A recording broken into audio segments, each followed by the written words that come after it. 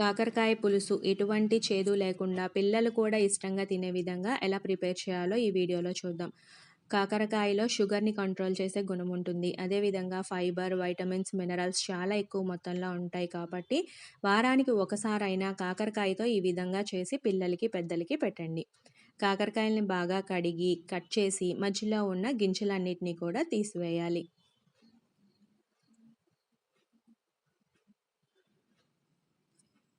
తర్వాత కాకరకాయల్ని చిన్న చిన్న ముక్కలుగా మనం కట్ చేసుకోవాలి.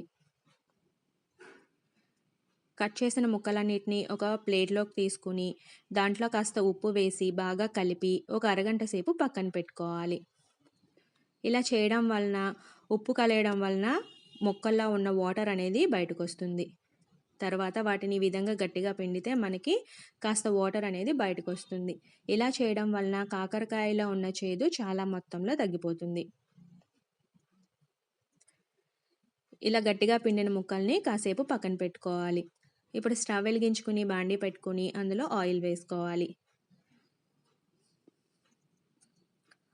ఆయిల్ వేడెక్కిన తర్వాత అర టీ స్పూన్ ఆవాలు, అర టీ స్పూన్ జీలకర్ర, అర టీ స్పూన్ మెంతులు వేసుకోవాలి. మెంతులు వేయడం వలన కాకరకాయ పులుసు టేస్ట్ చాలా బాగుంటుంది. అదేవిధంగా ఎండుమిర్చి, పచ్చిమిర్చి కూడా వేసి వేయించుకోవాలి. వీటిని మన కారానికి సరిపడా వేసుకోవాలి. నచ్చిన వాళ్ళు ఇందులో ఇంగువని వేసుకోవచ్చు. ఇంగువ వేసుకుంటే టేస్ట్ బాగుంటుంది. పోపు బాగా వేగిన తర్వాత ముందుగా మనం సిద్ధం చేసుకున్న కాకరకాయ ముక్కలను అందులో వేసి కలిపి మూత పెట్టి మీడియం ఫ్లేమ్ మీద వేయించుకోవాలి. మధ్య మధ్యలో కలుపుతూ ఉండాలి. మూత పెట్టడం వలన కాకరకాయ ముక్కలు త్వరగా వేగుతాయి.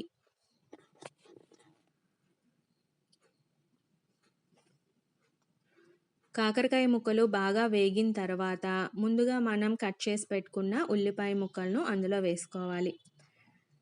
కాకరకాయ ముక్కలు ఎన్ని ఉన్నాయో దానికి రెండింతలు ఉల్లిపాయ ముక్కలు వేసుకుంటే చేదనేది మనకి తెలియకుండా ఉంటుంది. రుచికి సరిపడా సాల్ట్ వేసి ఉల్లిపాయ ముక్కలు వేగేంత వరకు మనం వీటిని వేయించుకోవాలి.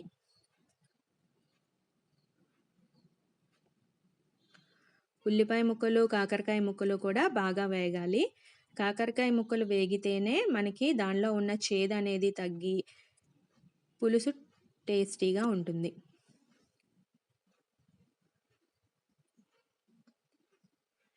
ఇలా వేగిన తర్వాత మన రుచికి సరిపడా చింతపండు గుజ్జును అందులో వేసుకోవాలి. పులుసు చిక్కగా ఉండాలి అనుకుంటే కాస్త చిక్కగా వేసుకోవాలి. లేదు కాస్త పలుచగా కావాలి అనుకుంటే కొంచెం వాటర్ యాడ్ చేసుకుని కలుపుకుంటే సరిపోతుంది. ఇందులో మన టేస్ట్కి తగ్గట్టుగా బెల్లాన్ని వేసుకోవాలి. తీపి ఇష్టం లేని వాళ్ళు ఈ విధంగానే తినచ్చు. కాకపోతే ఒక స్పూన్ బెల్లమైనా వేసుకోవాలి. తీపి ఇష్టపడే వాళ్ళు వాళ్ళ టేస్ట్కి తగ్గట్టుగా బెల్లాన్ని వేసుకోవాలి.